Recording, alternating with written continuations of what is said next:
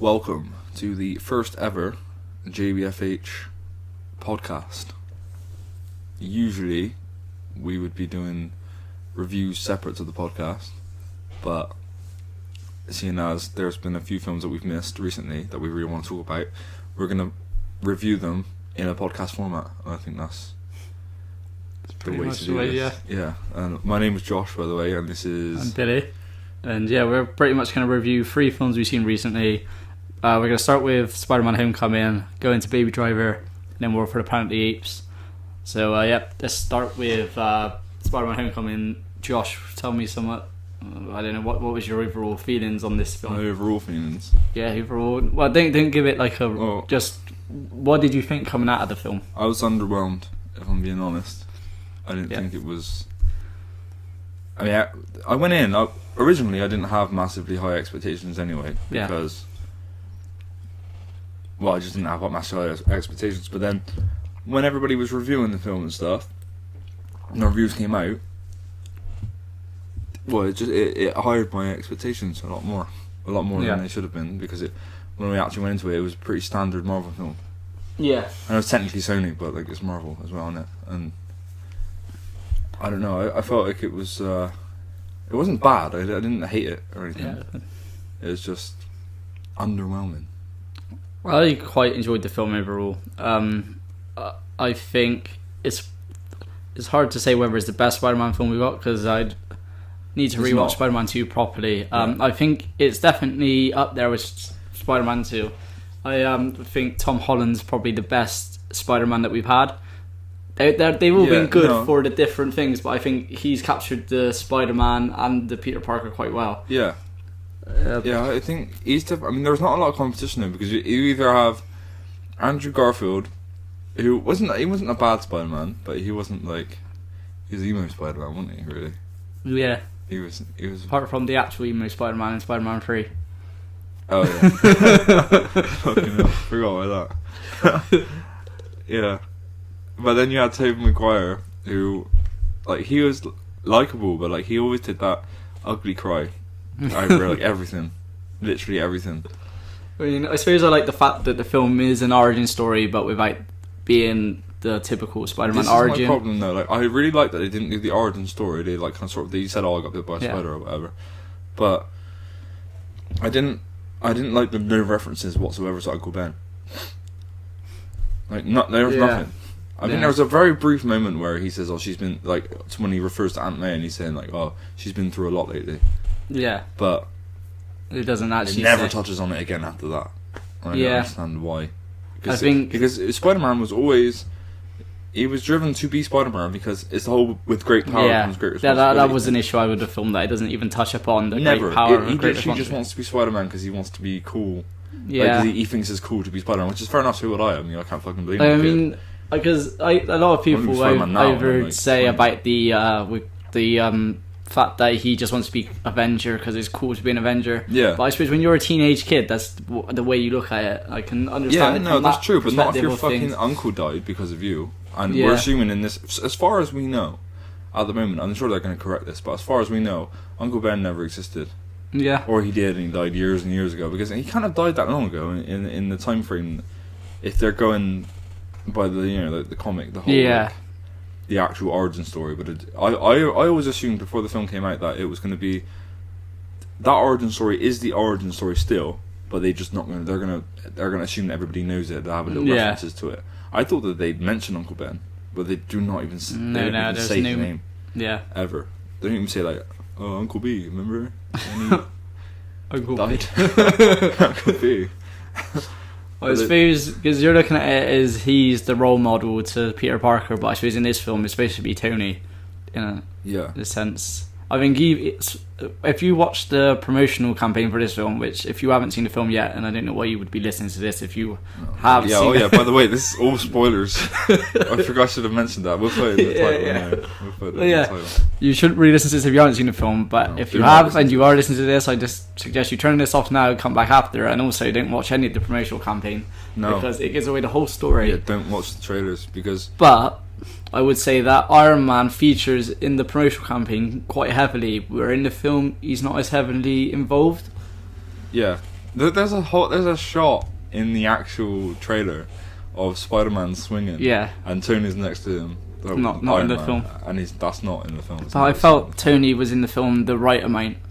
If he was in it anymore, it would have been too much. And I'm glad that it was more he was in it as Tony and not as Iron Man. Yeah. And that's what I wanted. I liked that it was sort of Peter's like mentor. Yeah. But still, I can't get over the Uncle Ben thing, to be honest. Only because it diminishes his whole reason for wanting to. Was he want to save people just because he wants to be like the Avengers? Is that his whole reason now? Well, because it used to be he had a moral responsibility to, with great power comes great responsibility. You have to protect people. You have to do it, and it was his fault that Uncle Ben died. Yeah. He didn't stop the man. So then that's the whole reason he does it. And that's not in this. It's just like, I want to be like Tony Stark. So I'm just gonna fucking save cats from trees. They didn't really explain it too well. Birdman. Birdman.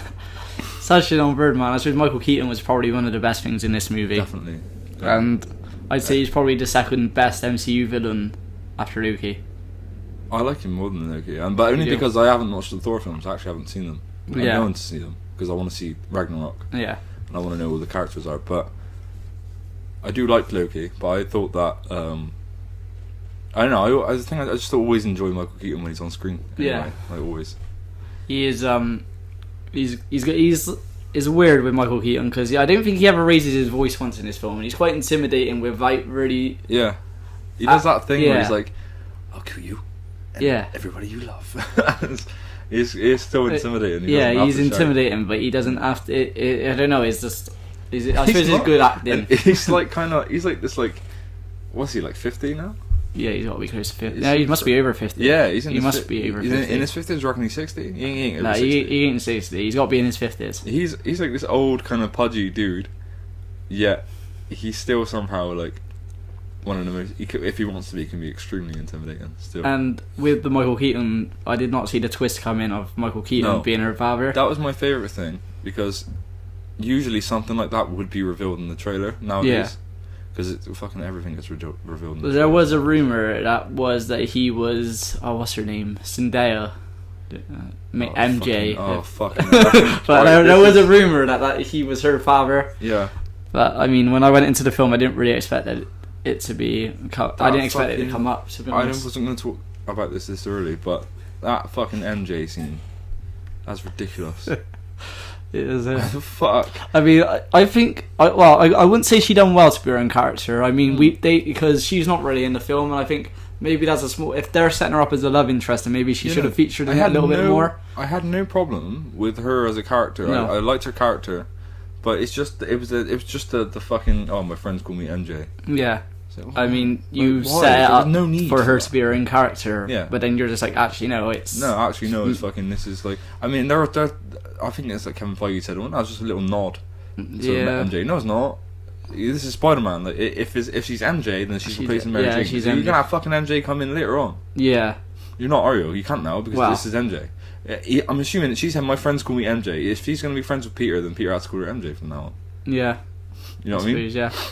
I mean... If you rewatch it a second time, have you watched it a second time or just once? Well, when you rewatch it a second time, you notice more that she's always like watching Peter and stuff in the little scenes. Yeah, but I mean, it makes more sense. In fact, fucking everyone fancies Peter in this one. I've got a problem with this film. Fucking Peter, right? Why the fuck he's so like underconfident and stuff? I'll never understand, because he's ripped as fuck, and no one fucking mentions it though. It's weird. At school, I was always very, very skinny. I was never muscly at all. And nowadays, I'm just like fucking packing on the weight. But if I had a body like his, I would not be underconfident. Oh. Also, he's not a bad looking lad either. And he's fucking Spider-Man. You know what I mean? It's like, what the fuck? And he has like 2 girls lusting after him. Yeah. But he lets himself. He's hench as fuck. But he lets himself get bullied by that, like... Weird nerd Flash. Yeah, that annoyed me, that Flash Thompson wasn't, like... He's supposed to be like a jock, and he... It doesn't seem like it to me. And he's just this little nerdy pudgy. Yeah, he's on the same class... What's it called? Capalon. I can't I remember. don't know. I can't remember what it was. Something like Capalon, whatever it was, team with Peter. So trivial. Trivial kind of thing. Yeah, and he was basically a nerd like Peter, but he bullied him because he's rich. I suppose I didn't really. I have no idea why he was a bully. Also, fucking Peter steals his car in this and crashes it. Yeah. No one, that's fucked up. Really, I actually thought that I thought Peter was a bit of a dick in this film because Michael Keaton gave him an out twice. Yeah. But he was like, "Oh, just fucking Stark's a dick. Don't worry about it. Just don't come after me." Yeah. And then he's like, "Oh, just go in there, dance with my daughter, show her a good time, and we'll call it even." And you just stay out of my way. All he wanted to do was get one last score. Yeah. And that would set him up for the rest of his life. And Peter was like, "Nah, fuck you, oh, well, white collar asshole." I suppose it's a thing of being. It's a thing of being naive. Take your fucking daughter to the dance, and then I'm gonna fuck your shit up. I think it's like being a bit naive in it. Peter's young, and you got Michael Keaton saying, "Well, this is how it is," like with Tony Stark and everything. But he's naive, whereas bad is bad and good is good. I suppose. And maybe that's the way to look at it more than. Yeah. But yeah, I agree with you. Maybe he should have just took her to the dance. Michael Keaton would have done this last job. Then they could have been. Put it this way, I would have, but that's why I wouldn't be Spider-Man. I'd probably be like. That's why I'd only be Spider-Boy. Spider-Boy. So not grown up and rose to the challenge. Well, that's another fucking thing I didn't like about this film. I'm trying not to be too negative, but I didn't like it that much. I thought it was okay, but I went in with high expectations. Yeah, I liked it more than you did. I did not like that part where... actually, I did like it up until this happened. You know, he gets stuck under the rubble because... Yeah, like, I know where you're going with this, when Keaton's swinging his shit, like he's swinging his glider thing. Yeah, and he's knocking down all the pillars. It down and he's on top of it. I liked it. He's like fucking crying. It shows him like he's still a kid. Yeah. He's like, "Oh, please, someone help me!" And then he looks in the reflection, and it's bad enough that they had the fucking Spider-Man. I think they needed shit to do that in a sense that, like, I know that when I was watching it, I got it anyway, but there would have been a lot of people that wouldn't have got it. But I don't think they needed the voice. Pander to fucking morons. But they didn't need the voiceover. No, and all he hears in his head was, "If you're nothing without the suit, then you shouldn't wear it at all." I didn't do an echo, but they may as well have done that. Like, but yeah, it was fucking awful. I agree with you. They shouldn't have done that. I think they did the half face thing because I think some people wouldn't have got it that he was doing it because of that reason. But you know what I mean? All right, yeah, the half face thing I could forgive. It didn't. But yeah, the voiceover, inner monologue shit, whatever the fuck you would call it. But I mean, another thing with this film. I like the first fight scene on the not fight scene, action sequence on the boat. I like that. Yeah. And the second one, it's hard to see what's going on. What, on the plane? Yeah, on the plane. Yeah, I didn't like but well, I did like it. It was okay, but like I couldn't really see it. Everything was fine. I liked the action in it overall, but there was never really any. It didn't feel like there was any danger. No, there was never any risk. The only time I felt like there was danger was when Peter was under the rubble. Yeah, and because you felt that was good acting though. Yeah, I thought because he's crying underneath that rubble, and you think, oh, it's like a boy, and then they go and spoil the fucking moment with "You're nothing without the suit. Yeah, you can wear it at all." Well, yeah, I feel like the action was good, but I mean there was never really any danger apart from that one bit. Yeah, I always felt he was kind of on top of it. Yeah, for the movie, yeah, he always was. Really. I like the comedy in this film as well. Actually, going on to that. No, it was funny. I did think it was kind of after a while though. It suffered from what I think. Well, we get to that later, but Guardians... Are we doing Guardians today? Are we going to do Guardians? We're not doing Guardians. Guardians That's good, actually. I didn't actually write any notes down for Guardians. I thought I did them. I never. Alright, anyway. This is the problem I had with Guardians of the Galaxy as well. Is joke after fucking joke sometimes. It's constant. And it starts to feel... Because I was speaking to someone at work, and they said... Because he doesn't really watch the superhero films very much. Yeah. Obviously, it was only a couple of years ago that we had a Spider-Man film anyway, didn't we? Yeah, 2014. Yeah. Well, yeah, so it wasn't that long ago, but it's still fresh in people's memories. 3 years, yeah. So, I said to this kid, I went and saw Spider-Man over the weekend, and he said, "Oh, I thought, is that a proper film, or is that I thought it was a comedy?" Because by the trailer, you'd think, because it's just joke, you know what I mean? And for people, some people... They didn't really sell it as this isn't the new Marvel, like superhero dramatic. I think with comedic elements. With Spider-Man, though, I can see why people, because these superhero films are big blockbuster fight. You know what I mean? Yeah. I feel like Spider-Man. If you were into Spider-Man as a kid, comics and stuff, Spider-Man always cracking jokes in when he's I have no problem with him cracking jokes. I like that. I missed that from the. And I like this high school vibe of it because he is this high school. That's never really been done well in a Spider-Man film, and I like that it was. I even like the little Ferris Bueller reference and stuff. Yeah, no, yeah, the Ferris Bueller reference before they actually say Ferris Bueller. Yeah, well, they don't say it, but he runs past the TV screen. It's on, and he goes, "Oh, great movie." Yeah, you didn't need that. He's already jumping the gardens. You don't. I think that's probably more for little kids. But the fucking little. You think that 5-year-old's seen Ferris Bueller's Day Off? Probably not. And nowadays, no, they haven't. No, probably not. No. What's the fucking point in even saying it? Just have it for the adults. You know, it's like Pixar films, right? They'll have references to things that adults will get, and it will fly over the kids' heads, but it doesn't matter because it's still suitable for the children. The children are still going to enjoy it. Yeah. That's just a little joke for the adults, for the people that would get it. Yeah. So why not make that? I mean, they seem to be dumbing things down for these fucking morons that go to the cinema nowadays. Yeah, I get what you mean. Also, this is a note on something I didn't like. The Shocker thing. I thought that was weird. I didn't mind Shocker being in it. Right, they had the dude. Yeah. He was Shocker, supposedly. He calls himself the Shocker. Yeah. He gets fucking vaporized by Keaton by accident. Yeah. And then Keaton's like, fuck it, I don't care. And then he makes him the Shocker. Which is it diminishes the character of Shocker. I mean, not that I know there was a lot of villains in this film. Not so much that any of them stood out. No, they're little more Easter eggs. They're planting seeds. I think. Yeah, they're we might use these in the future. Because you got Nacho from Better Call Saul. I had no problem with him. And Nacho is a scorpion, which I didn't mind. But I mean, he's got a fucking scorpion tattoo on his neck. Just don't let us. With Donald Glover. So Donald Glover's in this film. Yeah, he's technically his character is a villain, which is a nod towards the Miles Morales character, he's his uncle. He said he had a nephew. Yeah, he has a nephew. Miles. So that's I think that's more of a little hint to say, this character is in this world. But I have a theory on this. I think they're planting that seed, that Miles Morales seed, in case they want to get away from the Marvel universe, because at some point Sony's not going to want to be sharing their money with Marvel. As soon as they're stable and they're back on their feet, because their studio was in a fucking mess, wasn't it? If Sony's smart, this has saved them.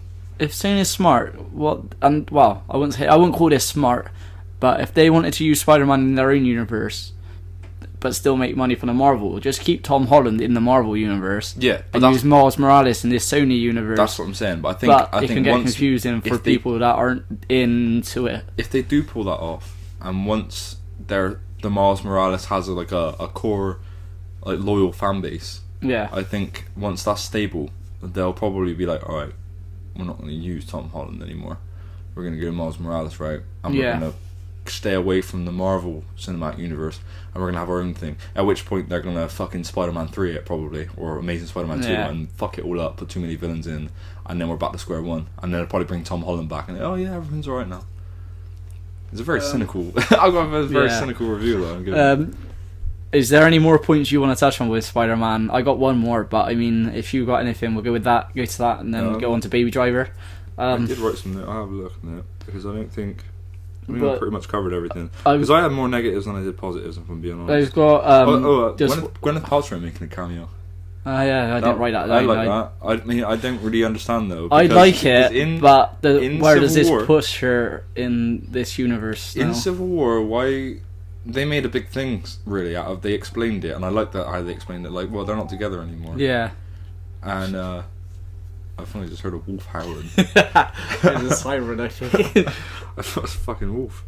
I think it's more of a deal with Sony than a deal with Marvel. I think it is because it's weird that she showed up in this and none of the other Marvel films. Yeah, for she made because she was kind of like she didn't want to do it anymore. They're getting married now. Maybe she has a change of heart. You never know, do you? They are getting married now, aren't they? That's what I said at the end. That's why they're engaged now. Yeah, or they are actually married. Or I don't know. Yeah, I think there's probably a deal with Sony, but I mean she might just have a change of heart, and you never know, do you? One more point I wanted to make on this film that it's a negative again. The thing is, though, I didn't hate this film, but I'm not going to give it a massively low score or anything. But it was okay. It was passable, and that was not enough for me. But the last thing that I didn't like about this was the fucking suit. I didn't really like his new suit that he has because it was essentially an Iron Man suit, which completely makes sense, and I get why they did it, but it didn't feel like Spider-Man to me. Spider-Man, he's so good because he has his spider sense, which which is the that was the point I was going to go on to, was the spider sense. That was the last point I had. Exactly. But maybe it's hard to say this because of what Kevin Feige said, but you could say he's just covering his own ass. Yeah, now, the suit could be the spider sense. He's not really the Mandarin. Remember that? Fucking Iron Man 3. He's not really the Mandarin because everybody kicks off because it was a different fucking bloke, and now everyone's kicking off by the Spidey sense. Yeah, because he says he does have spider sense, but they don't focus on it. But I mean, there's loads of points in this film. Like when Ned sat under the bed, maybe his spider sense probably should have went off. Maybe not so much. But when the bus hits him, when he walks outside, gets hit by the shocker. Yeah. Maybe the spider sense should have went off. Yeah, and when he's like jumping through the air and he does not fucking realise that Birdman's behind him. Yeah, exactly. Yeah, there's points. So he doesn't have spider sense in this film. No, he doesn't have. But I think maybe the suit could have been that spider sense, which I wouldn't mind so much because he's keeping it a bit different. Yeah. I'm ready to go on to Baby Driver. Well, I want to give it a score. Yeah. Obviously, that's what I was going to say. Give it a score and then go on to Baby Driver. Final thoughts is it was a passable film. I enjoyed it, but I did drift in and out of it. I was kind of daydreaming at times, and I think it was just a bit underwhelming without the Uncle Ben stuff as well. Which I didn't think would be a big deal for me, but it was in the end.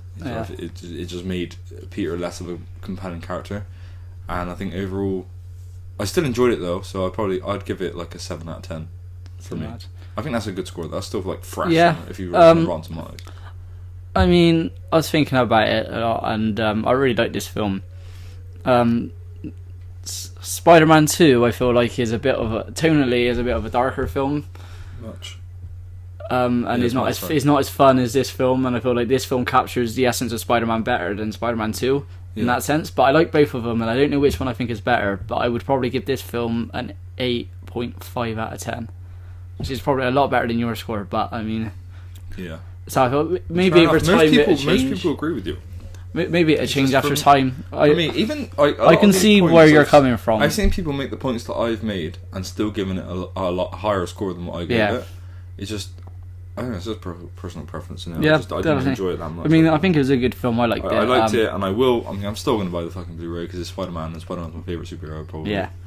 But, I mean, I have faith, though, for the future films. Yeah, I do as well. I think I can address a lot of these issues. It's like when, it's a weird comparison, but when a video game comes out, the first one's okay, usually, or it's bad, but then the sequel's always much better. This is directed towards Ubisoft. I think, fucking Assassin's Creed. I mean, not nowadays, though. I mean, they're awful now. But anyway, this isn't a video game podcast. I forgot what my point was. Right, fuck it. Let's move on. So yeah, this is the most recent film we've seen. Well, actually, I've seen it twice, but the most recent for Josh, Baby Driver. I fucking love this film. When we seen it yesterday. Yeah, yesterday. We seen it yesterday. Well, as of this recording, we saw it yesterday. Yeah. Well, that we don't know when this will be up, so just. That's true. When it can go up at this rate. This could be awful. I have to listen to this back. If I can stand the sound of my own voice, then we'll put it. They put this on YouTube, but the first act is really good. Well, they put 6 minutes on the first act. Every fucking act in this film is good. I love this film. Like, I thought it was really good. I don't think you noticed this at the time, but like even the little things, like when he's gonna get coffee at the beginning, well, just after the first kind of chase scene. I didn't. Yeah. And there's all he's dancing, and there's these little Easter eggs, like the lyrics in the background and like that. It's definitely, if you haven't seen this film yet, pay attention to that. At first, I gotta admit, when it first started, when he's in the car and he's like doing the drums and shit to the song. Yeah, and he's singing it. Yeah, and he's like lip syncing. I thought, alright, this is gonna get old if this car is on, and it didn't. It was fucking like, he didn't do it too much all the way through, but he was like, he had a soundtrack to his life, didn't he? Yeah. I was really cool, and that's kind of how I listen to music as well. I mean, I don't like walk around fucking just dancing around and banging on shit. But you can tell if you watched all of Edgar Wright films. Yeah. And you didn't know who this was directed by, you can tell just by the style of the film who it is. Yeah, I mean, to me, this film felt like an Edgar Wright film. Yeah. But it also had a Tarantino feel to me in parts as well. Yeah. If you watch it, like the diner scene when they're talking, I always go to say Michael J. Fox, but it's Jamie Foxx. Yeah. Fox would be very different. It's Jamie Foxx, and I don't know, I've got his name somewhere. Some Ham in it. Yeah, John Hamm. John Hamm, yeah. And his girlfriend, whose name I don't know. It's something Elisa? Something like that. I Yeah, don't she's know. some foreign I don't name. know her. But, yeah, John Hamm and Jamie Foxx. Jamie Foxx is... what was he saying to him? I can't remember now, but it's just a really good... It's really good dialogue, and it's really... it keeps you locked in it, and also they're in the diner where the lady Babies, works. yeah. What's her name? Deborah, yeah. I was going to say Lily. That's the actress's name, Who's I fucking think. adorable, by the way. Like, she's... Yeah. I can completely understand why he falls for her, because I would. Personally, I felt like, in terms of the romance thing, when the romance kind of starts in the middle-ish of the film and coming into the second half and he's going there, I felt like it slowed down a little bit and it dragged, not a lot, just a little bit. I didn't feel that at all. I don't feel like it gives you enough for you to root for this romance. I think which this is the third act relies a lot on you caring about this relationship, which I really like the whole film, but I mean, I wasn't behind the relationship enough, I felt. Have you seen True Romance? No. It's very reminiscent of that, in my opinion, anyway. It had that feeling to me where boy meets girl, they fall in love really quickly. Yeah. All the cliches. Boy has to, in order to be with girl, has to overcome these bad people. Yeah. And then that's your film, really. And she didn't. Granted, she didn't have a lot to do in the film, really. But she kicked a bit of ass as well. Like, I don't think she was like a damsel in distress. No, but she makes a lot of life-changing decisions without really thinking about it. Well, her mum died. Put her in danger. Her mum's dead. Yeah, but she had to take care of her. Now her mum's dead, and now she doesn't really think about these decisions she's making. She just goes with it, and in the end, I think she doesn't go to jail, but I feel like she should have. No, she wasn't her fault. Fucking baby fucking walks into the diner with Jamie Foxx. Fucking what's his name? Bats. Fucking mad as a bat. Is that batshit crazy? That's batshit crazy. Yeah. And fucking John Hamm, whose name I don't know, in the film. Buddy, right? Yeah. And his girlfriend, and then her. Quite like the Buddy when he changes. I think it was predictable that when he goes to the diner that he was going to be in there. Well, she said when my man sees red. Yeah, he doesn't fucking stop or whatever. Yeah, he didn't. Like, that was cool. Yeah, but he was pretty signed to. I mean, I completely understand it from John Hamm's point of view in that film. Buddy, fucking what's his name? The baby. Yeah, had it coming. Yeah, he got his girlfriend killed. He's just done his job. Yeah, done what Kevin Spacey told him to do. Kevin Spacey turned around in this film as well, didn't he? Like, he was a villain. A full-on villain, and then all of a sudden he has a change of heart at the end, which I didn't care about. But Kevin Spacey, he's anything you watch Kevin Spacey in, he's the same. He delivers his dialogue very. I don't know the word to use. Kevin Spacey. Frank Underwood. House of Cards. And then he's just the same in everything, but he's still menacing, and he's still like. Yeah. What other do you have any other points on the film? The fucking soundtrack. We haven't talked about the soundtrack. That's probably the best thing about this film. Soundtrack's fucking awesome in this film, and it fucking caused me to go on Amazon last night and spend £50 on fucking CDs, soundtracks to I bought the World's End soundtrack. Yeah. The soundtrack to this film, Baby Driver. A couple of others as well. I can't remember what ones, but yeah, I spent like £50 on that. And it was absolutely ridiculous, but that's how good the soundtrack was in this film. Yeah, but I think it's songs though that I wouldn't necessarily usually listen to or think to listen to, and then when you see them in the context of the film, and all of a sudden you're like, these songs are fucking amazing. But it's because you're seeing them with these great action sequences. Yeah. So now every time you listen to those songs, you're gonna remember the film. I don't know about have you listened to any of the songs since the film? No. When you listen to them, it's like time. Was it?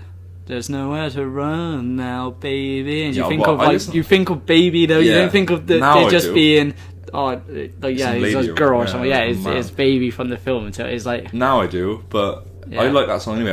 That song used to remind me of the Warriors because that's in the Warriors when she's like, "There's nowhere to run." warriors or whatever, or keep running or whatever. Is all the fucking. But yeah, in the context of the scenes that you're used in, it's kind of like I don't know if musical is the right word to use, but it's almost a musical. It kind of is. They could easily turn this into a musical. The songs influence a lot of how you feel about those action scenes and when they're used. Anything else you wanted to say on Baby Driver? I felt like Baby Driver was quite a lot shorter than Spider-Man Homecoming. Yeah, well, that's because I had a lot more complaints with Spider-Man Homecoming. When something's good, I tend to not really know what to say about it other than it was fucking awesome. Like it felt like a Tarantino-ish film, like that sort of like you know when you can is automatically like straight away see someone's style on a film. Yeah, and it wasn't over the top because I like Scott Pilgrim versus the World. Have you seen it? No, that's the only one I haven't seen. I liked it. I didn't love it though, and I did feel like the style of it was too Edgar Wright at points, where it's like all the transitions and it was a bit much for me. I couldn't at first. It was like, it kind of you know what I mean? Yeah, it was just a little bit too fast for me, and I found myself, because I'm a little bit stupid, rewinding parts and like, I don't know, did I understand what they just said? Yeah. This film was the perfect balance. It was Edgar Wright, but it wasn't too Edgar Wright. It was just exactly right. You know what I mean? Fucking Three Bears shit. You would have to give it a score. I'm gonna give this a 10. 10. 10 out of 10. I mean, it's my favourite film all year.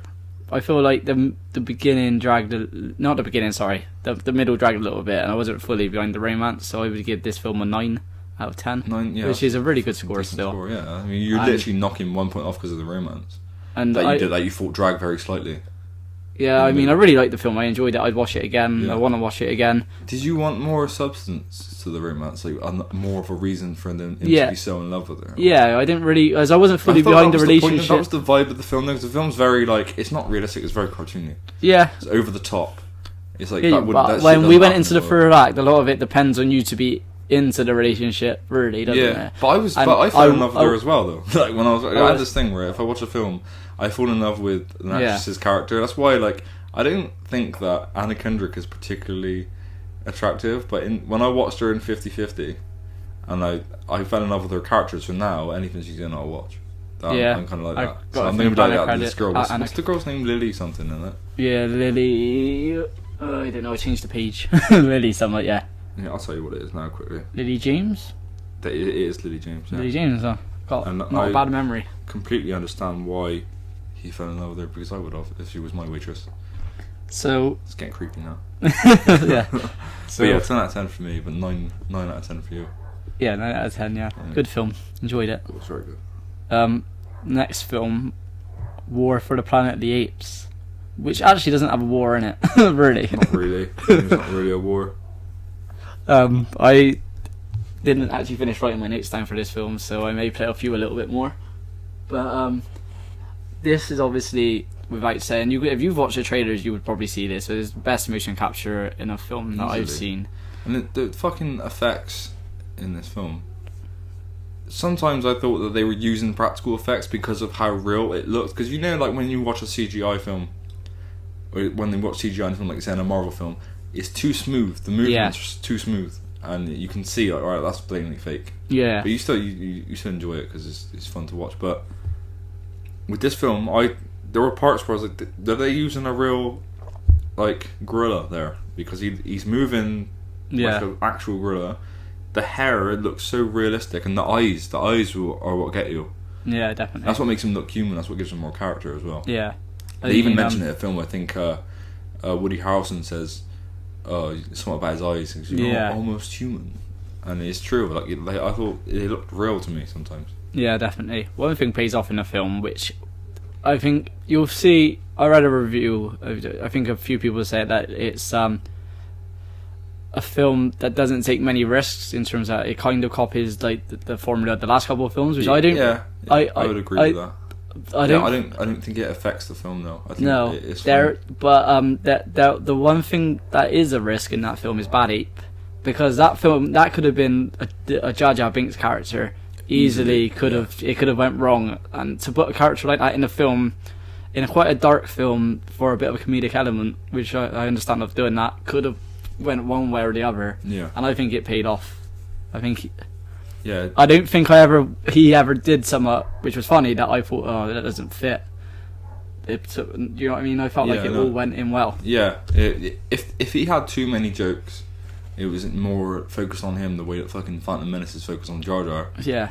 It could have easily been Phantom Menace all over. Like, yeah, definitely. I mean, not all over, but like for that character. Yeah. And it would have just taken away from the vibe of the film because it wouldn't have meshed.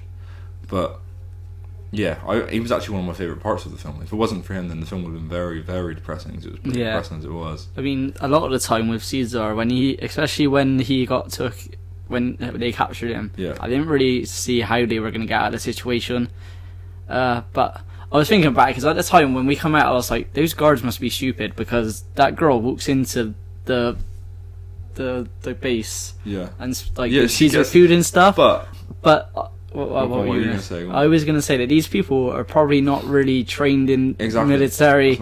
They're probably just because they say a lot of people obviously died, and then it seems like the disease, by what it says at the beginning, has developed to get people that survived it the first time round. Yeah, and so they can't speak, and it's making them like stupid. They're losing some of their common senses, and stuff like that. So I feel like maybe some of these people are maybe just normal people that have been dragged into it because someone like Woody Harrelson's character told them that they need to save the planet, to save the human race. Yeah, I'd imagine that is probably the case. So they're not like fully trained soldiers. Yeah, they're just essentially she was in there for a while. Yeah, she got away pretty easily, and nobody saw her. Wasn't it nobody saw the fucking ape putting his hands through the dirt, because he's underneath the the grind, and he's putting his hands up through it. Somebody's gonna see that, aren't they? Surely. You think the ape saw it? Yeah. The ape looks around, he's just peeking through, which was funny as well. That part was pretty funny. And there's at the beginning of the film, that guard, when they go into the apes' territory, and Caesar sends him away on the horse. Yeah. And a lot of when he gets captured, there's a lot of eye contact between him and Caesar. Yeah. I always thought that he was gonna kind of let him out at the end, but he has a chance to kill him. He goes to. Luckily, somewhat hits him, and he dies. Well, the ape turns around. No, not the ape. The guy, the actual man, the bloke. Yeah, the ape gets him. Yeah.